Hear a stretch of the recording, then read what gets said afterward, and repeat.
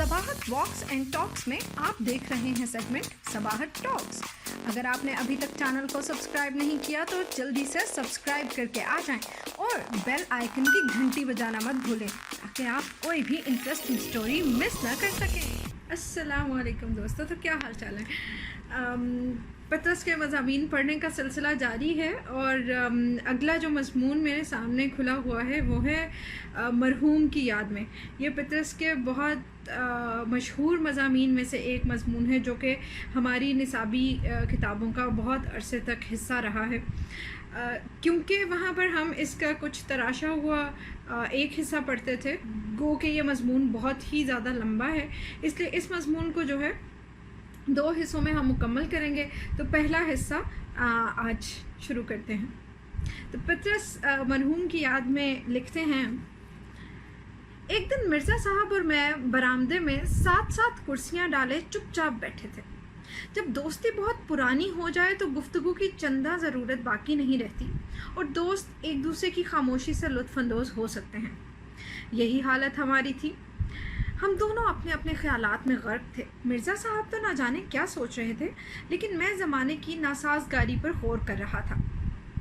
दूर सड़क पर थोड़े थोड़े वक्फे के बाद एक मोटर कार गुजर जाती थी। मेरी तबीयत कुछ ऐसी वाक़ई हुई है कि मैं जब किसी मोटर कार को देखूं, मुझे ज़माने की नासाज़गारी का ख्याल ज़रूर सताने लगता है और मैं कोई ऐसी तरकीब सोचने लगता हूँ जिससे दुनिया की तमाम दौलत सब इंसानों में बराबर बराबर तकसीम की जा सके। अगर मैं सड़क पर पैदल चल रहा हूँ और कोई मोटर इस अंदाज से गुजर जाए कि गर्दो गुबार मेरे फेफड़ों, मेरे दिमाग, मेरे मैदे और मेरी तिल्ली तक पहुँच जाए, तो उस दिन मैं घर आकर इल्म कीमिया की वो किताब निकाल लेता हूँ जो मैंने FA में पढ़ी थी और इस गर्ज से उसका मुताला करने लगता हूँ कि शायद बम बनाने का कोई नुस्खा हाथ आ जाए। मैं कुछ देर तक आहें भरता रहा। मिर्ज़ा साहब ने कुछ तवज्जो न की। आखिर मैंने खामोशी को तोड़ा और मिर्ज़ा साहब से मुखातिब होकर कहा, मिर्ज़ा साहब, हम में और हैवानों में क्या फ़र्क है? मिर्ज़ा साहब बोले, भाई कुछ होगा ही ना आखिर। मैंने कहा, मैं बताऊं तुम्हें? कहने लगे, बोलो। मैंने कहा, कोई फ़र्क नहीं। सुनते हो मिर्ज़ा, कोई फ़र्क नहीं। हम में और हैवानों में, कम से कम मुझ में और हैवानों में कोई फ़र्क नहीं।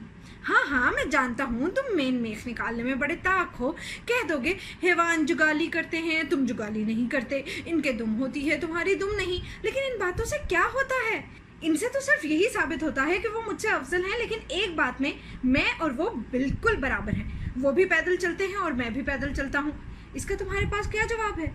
जवाब नहीं ना? कुछ है तो कहो, बस चुप हो जाओ। तुम कुछ नहीं कर सके। जब से मैं पैदा हुआ हूँ उस दिन से पैदल ही तो चल रहा हूँ। पैदल? तुम पैदल के मानी नहीं जानते मिर्ज़ा। पैदल के मानी है सीनाए ज़मीन पर इस तरह से हरकत करना कि दोनों पाँव में एक ज़रूर ज़मीन पर रहे। यानी तमाम उम्र मेरे हरकत करने का तरीका यही रहा है कि एक पाँव ज़मीन पर रखता हूँ और दूसरा उठाता हूँ, दूसरा रखता हूँ, पहला उठाता हूँ, एक आगे एक पीछे, एक पीछे एक आगे। खुदा की कसम, इस तरह ज़िंदगी से दिमाग सोचने के काबिल नहीं रहता। हवास बेकार हो जाते हैं, तख़य्युल मर जाता है, आदमी गधे से बदतर हो जाता है। मिर्ज़ा साहब मेरी इस तकरीर के दौरान में कुछ इस बेपरवाही से सिगरेट पीते रहे कि दोस्तों की बेपरवाही पर रोने को दिल चाहता था। मैंने अज़हद, हकारत और नफ़रत के साथ मुंह उनकी तरफ फेर लिया। ऐसा मालूम होता था कि मिर्ज़ा को मेरी बातों पर यकीन ही नहीं आता। गोया मैं अपनी जो तकालीफ बयान कर रहा हूँ वो महज ख्याली हैं। यानी मेरा पैदल चलने के ख़िलाफ़ शिकायत करना काबिल तवज्जो ही नहीं, यानी मैं किसी सवारी का मुस्तहिक ही नहीं। मैंने दिल में कहा, अच्छा मिर्ज़ा, यूं ही सही, देखो तो मैं क्या करता हूँ। मैंने अपने दांत पिच्ची कर लिए और कुर्सी के बाजू पर झुककर मिर्ज़ा के करीब पहुँच गया। मिर्ज़ा ने भी सर मेरी तरफ मोड़ा। मैं मुस्कुरा दिया, लेकिन मेरे तबस्सुम में जहर मिला हुआ था। जब मिर्ज़ा सुनने के लिए बिल्कुल तैयार हो गया तो मैंने चबा चबा कर कहा, मिर्ज़ा, मैं एक मोटर कार ख़रीदने लगा हूँ। ये कहकर मैं बड़े इस्तगना के साथ दूसरी तरफ देखने लगा। मिर्ज़ा फिर बोले, क्या कहा तुमने? क्या ख़रीदने लगे हो? मैंने कहा, सुना नहीं तुमने? एक मोटर कार ख़रीदने लगा हूँ। मोटर कार एक ऐसी गाड़ी है जिसको बाज़ लोग मोटर कहते हैं, बाज़ लोग कार कहते हैं, लेकिन चूंकि तुम ज़रा कुन ज़हन वाक़े हुए हो اس لیے میں نے دونوں لفظ استعمال کر دیے تاکہ تمہیں سمجھنے میں کوئی دقت پیش نہ آئے۔ مرزا بولے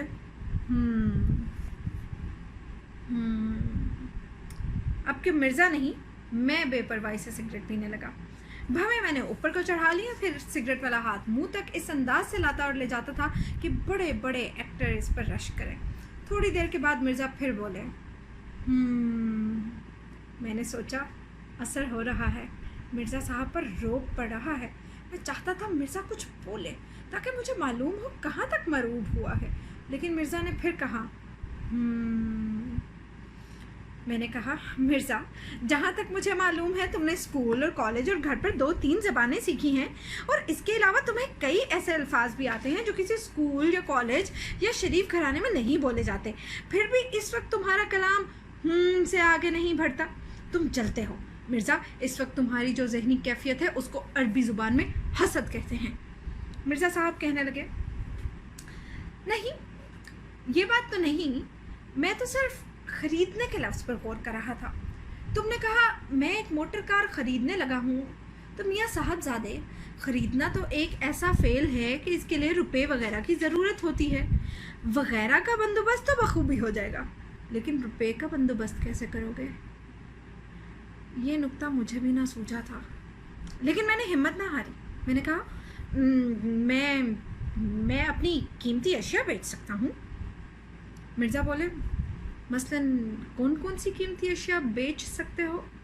میں نے کہا ایک تو میں سگریٹ کیس بیچ ڈالوں گا۔ مرزا کہنے لگے چلو 10 آنے تو یہ ہو گئے، باقی 2,500-3 ہزار کا انتظام بھی کسی طرح ہو جائے تو سب کام ٹھیک طرح سے ہو جائے۔ کیوں؟ اس کے بعد ضروری یہی معلوم ہوا کہ گفتگو کا سلسلہ کچھ دیر کے لیے روک دیا جائے، چنانچہ میں مرزا سے بیزار ہو کر خاموش سا ہو رہا۔ یہ بات سمجھ میں نہ آئی کہ لوگ روپیہ کہاں سے لاتے ہیں۔ بہت سوچا، آخر اس نتیجے پر پہنچا کہ لوگ چوری کرتے ہیں۔ اس سے ایک گنا اطمینان ہوا۔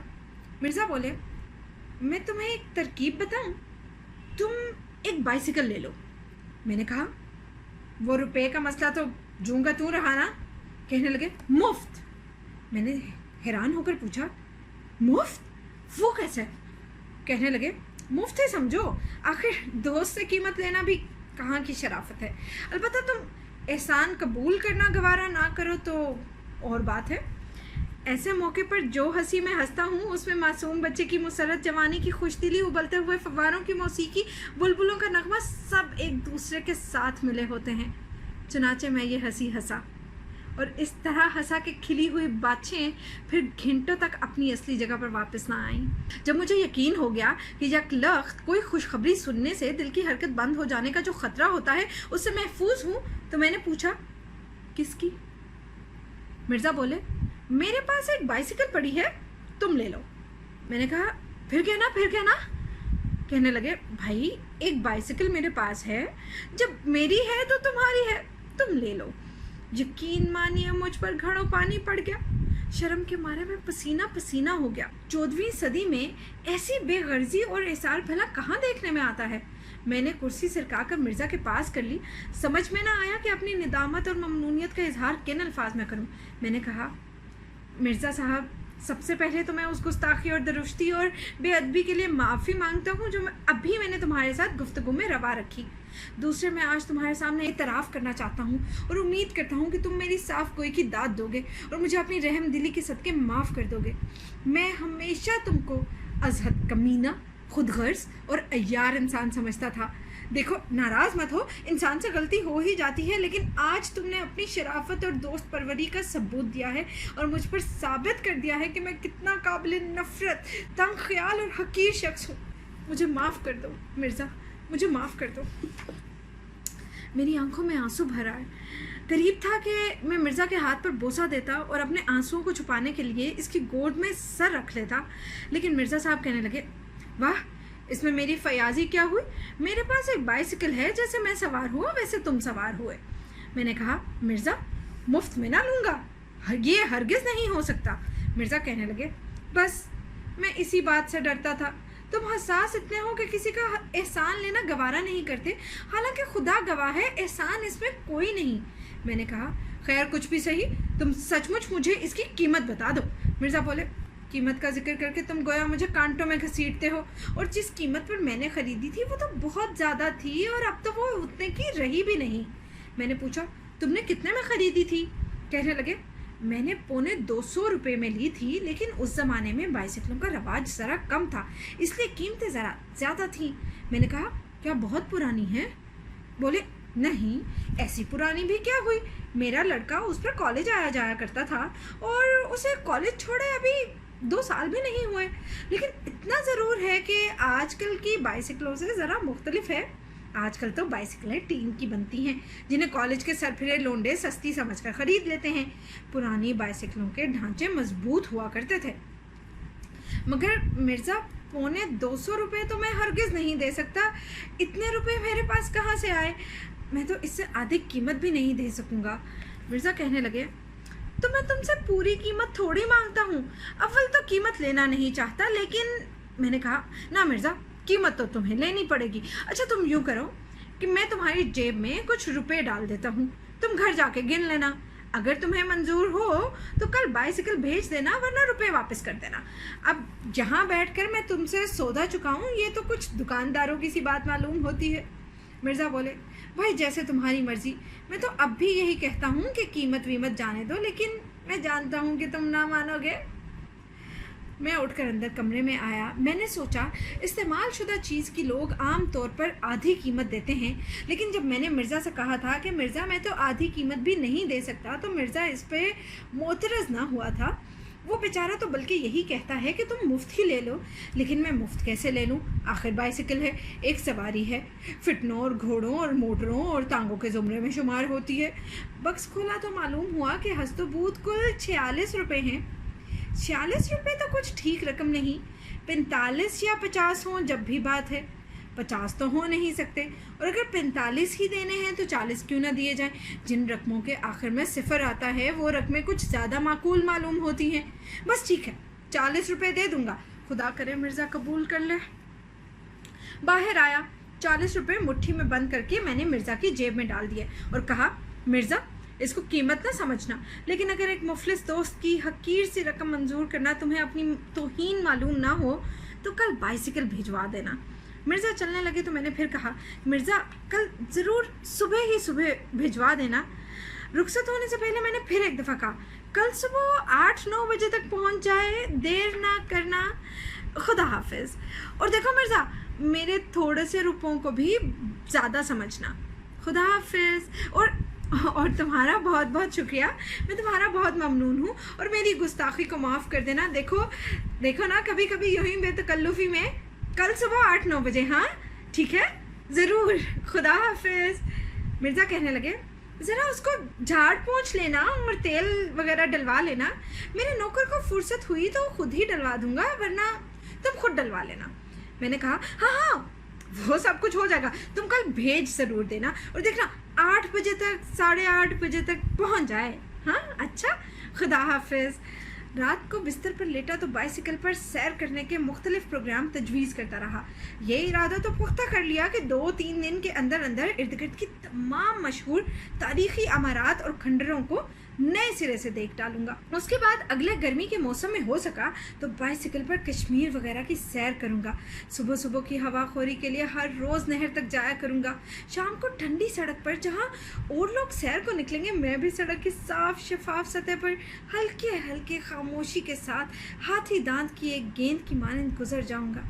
डूबते हुए आफताब की रोशनी बाइसिकल के चमकीले हिस्सों पर पड़ेगी तो बाइसिकल जगमगा उठेगी और ऐसा मालूम होगा जैसे एक राजहंस ज़मीन के साथ साथ उड़ रहा है।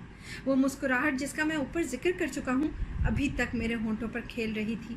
बारहा दिल चाहा कि अभी भाग कर जाऊँ और इसी वक्त मिर्ज़ा को गले लगा लूँ। जी तो दोस्तों, यहाँ तक मुकम्मल हुआ इसका हिस्सा नंबर 1। अगली नशिस्त में इसके दूसरे हिस्से के साथ आपसे मुलाकात करते हैं।